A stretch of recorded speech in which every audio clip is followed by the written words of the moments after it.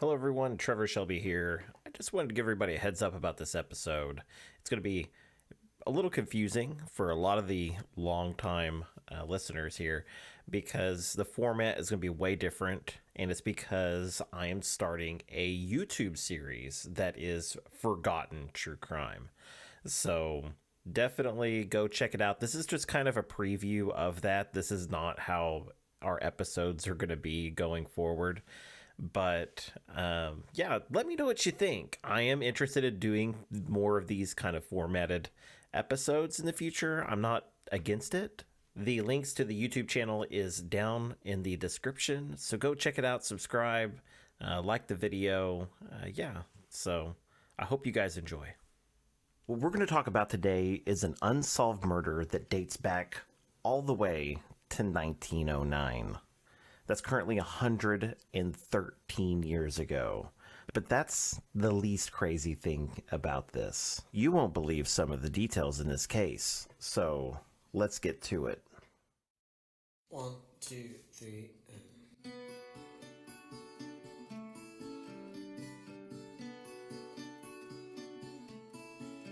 Hello everyone, my name is Trevor Shelby and I'm your Forgotten True Crime Investigator. Today we are talking about the mysterious death of Kate Teal. If you like unsolved crimes, let me know in the comments below, and we'll look into covering a lot more in the future.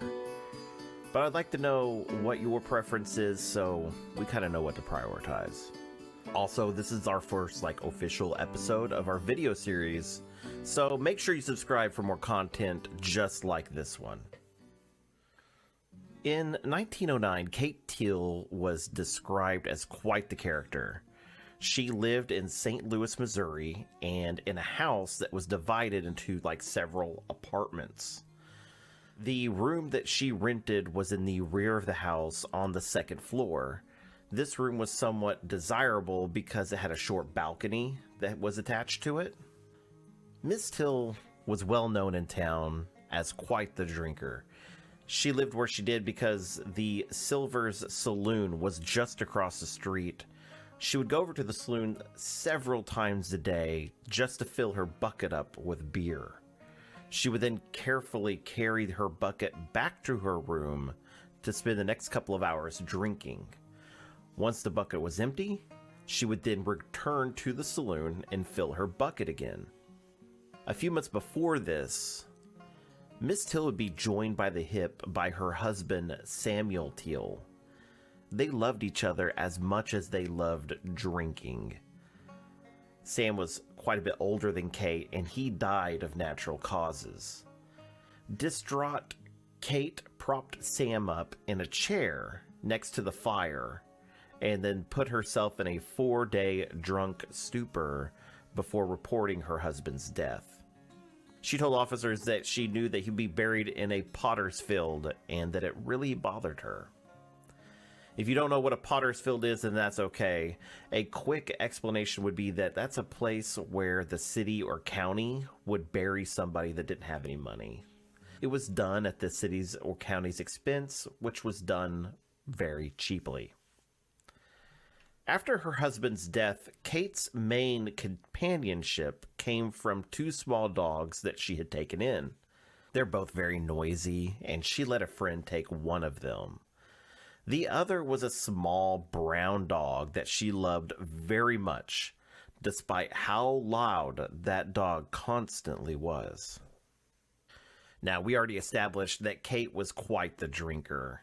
So on Friday, June 4th, 1909, when Kate failed to come out of her room to go get a drink at the saloon, Mary Luca, who lived across the hall, became worried. Kate's dog had been barking nonstop all night and now all day, and there were no signs that Kate had been up and out. So Mary knocked on Kate's door and she waited for an answer and didn't get any. The only thing that happened was she just excited the little small dog that was in the room. Mary then tried to enter the room, but the door was locked. So Mary decided that she would try another tactic. Next door to Kate's room, it was a vacant room. It was unlocked, and it was also at the rear of the home. She entered that room and went out on its balcony, which was connected to Kate's balcony. She climbed over the small railing that separated the two balconies, and then she went over and peered through the window in Kate's room. What she saw, she would never forget.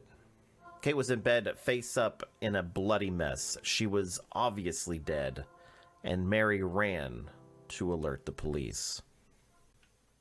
When officers arrived, it was Sergeant Smith with the St. Louis Police Department who was the lead detective on the case. He tried to enter through the bedroom door, but found it locked. He then forced his way into the room and was immediately attacked by Miss Kate's small brown dog.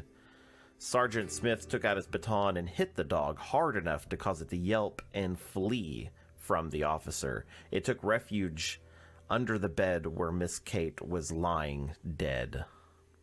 The room was a complete mess. The contents of the closet were pulled up and out, and there was refuse all over the room.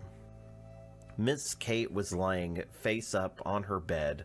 She was covered in blood and was clutching a butcher knife.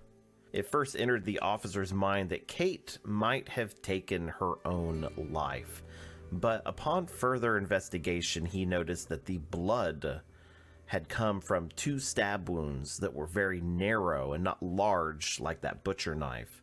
And also, that butcher knife was, well, very clean. Not a drop of blood was on it. Kate's body was taken to the morgue, where it was examined by a coroner's jury. These are typically comprised of several doctors who would independently come up with a cause of death, and then in some cases place the blame on a suspect in that case. Unlike a trial jury, their decision was based purely upon what they thought happened, and they didn't really hear arguments from both sides of the case. From the state of her room, Sergeant Smith didn't believe that this was a robbery. It was apparent from the items that were in the room that Kate didn't really have a whole lot. But he also noted that it appeared that the room had been searched, like things had been moved around quite a bit. The other tenants in the home were Mary Luca, Mike Mashinica, and 12-year-old Eva Dayton. They and their families who lived in the home were all arrested and brought to the police station for questioning. By the time they got everyone back to the station, officers had learned that Kate Teal had been dead for about 36 hours. This put her death on Thursday in the early morning hours, probably sometime around midnight, maybe 1 a.m. Police separated everyone and then questioned them one by one. The officer soon learned that Miss Kate's dog had been barking non-stop since Thursday. They paid it little mind because the dog was very energetic and it would bark at just about everything. On Wednesday evening, the night before the murder, 3 witnesses walked by Miss Kate's room.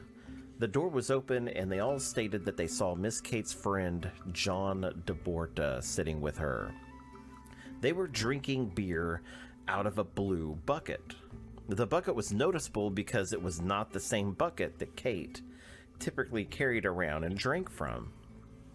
The 3 witnesses, again, their names are Mary, Mike, and the 12-year-old Eva. Eva was the most notable witness because it wasn't just her age, it was that she knew John personally and would have recognized him in just about any situation. Officers searched the other tenants' rooms and found that there was nothing that connected them to the crime. One of the things they were looking for was a gold cufflink. They found a gold cufflink in Miss Kate's room, thought to have been dropped by the killer. They sought for its pair as a way of identifying who the killer was. When they found nothing that linked them to the crime, they let the tenants go.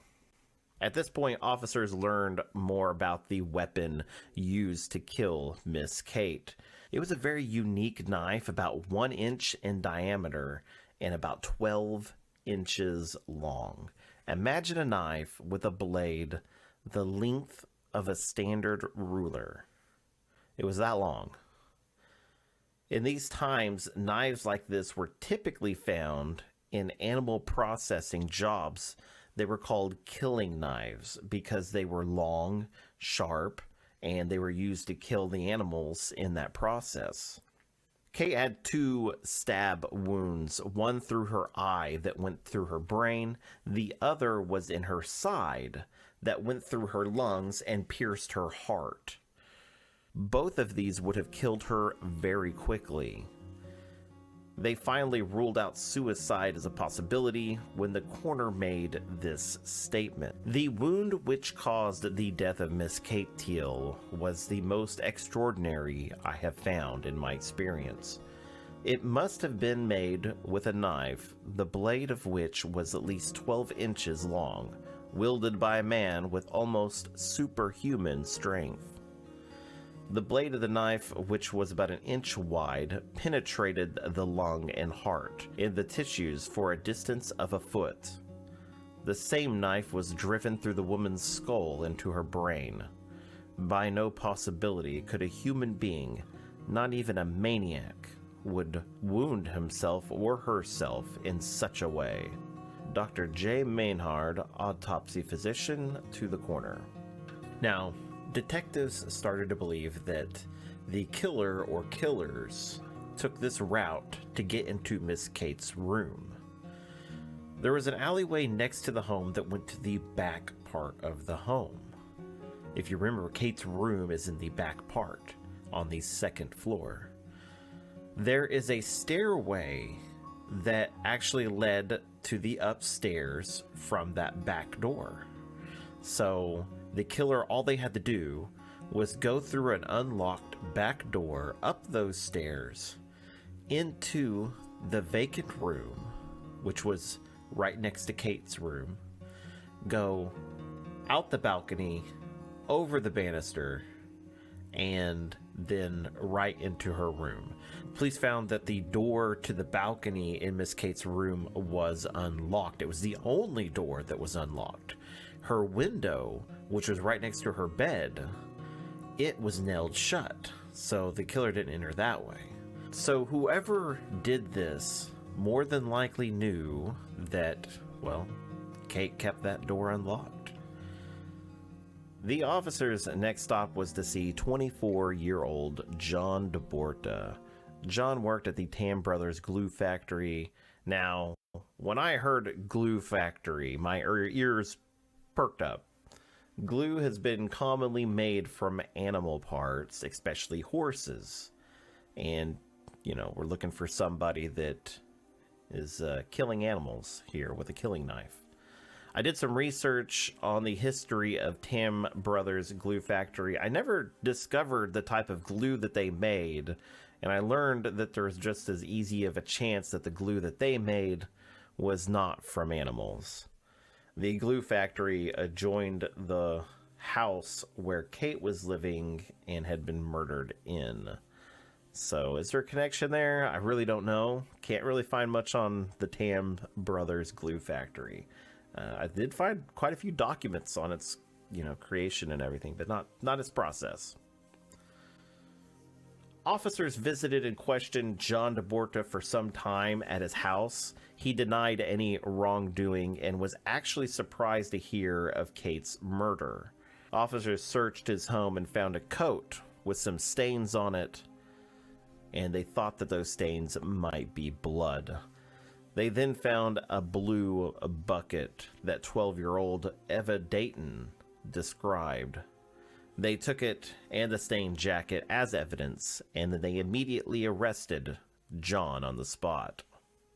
A second suspect was also arrested. A man by the name of Charles Alwins was also taken into custody when it was reported that he had been telling people around town about the amount of money that Miss Kate had in her room. Townsfolk thought this to be suspicious and turned him in. When interviewed, they found out that Charles, who was a porter for the saloon that Kate frequented, did a job for her 3 weeks before she was murdered. She needed a screen door hung, and she paid him to do it for her. When she paid him, he swore that she pulled out several large bills out of her jar and actually some pieces of silver. She paid him what was owed, and then she put the jar back from where she got it. Charles had a pretty solid alibi for his whereabouts at the time of the murder, so he wasn't really a suspect in this case. But they wanted to know if he told anyone about the money that he saw in her room. And he told officers that he never told anyone. But Charles let police know about who did know about the money in Miss Kate's possession, and this person told everyone who would listen in town about it before her death. But before we get to that, this is our first ever video. If you enjoy this content, make sure you like and subscribe. We are committed to putting out more and more content, and it will be our first subscribers that help us the most. We also have a podcast under the same name, Forgotten True Crime. We're pushing up this year to 100 episodes, so make sure you go there and check us out. Now, where were we? Oh, yes. Charles Allwins was just telling the police the name of the person who was always talking about Kate Teal's considerable wealth. It was, well, Kate herself. Before her murder, Kate spent her time, when not drinking, talking about herself and how much money that she had. Detectives always believed that this was a lie because she used a watch that was handed down to her as collateral for loans all the time. She often pawned the watch to make ends meet.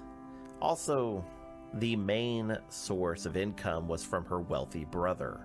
He sent her money to keep her going, and he never sent her more than what she needed because he knew that she would just spend it at the saloon.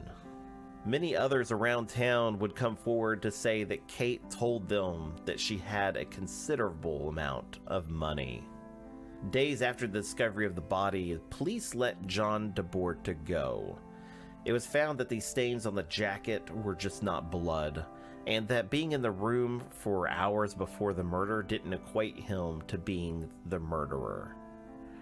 Now, when researching this case, I looked to see if John DeBorta had been arrested after this, and somebody by the same name was arrested about 20 years later in Iowa, but upon further investigation, I found that it was not John DeBorta. It was actually a person that was a lot younger and actually spent a lot of time in and out of jail. This case would be continued to be investigated, but it was never solved. Personally, I think that Kate might have brought on her own demise if she was walking around telling others that she had a lot of money. I did a lot of searches for a lot of the people in this case that are named. Didn't really find much on any of them. Couldn't really find anything with Mary or Mike. Eva Dayton lived until about 1980, I believe. Had a very eventful and full life, it seemed.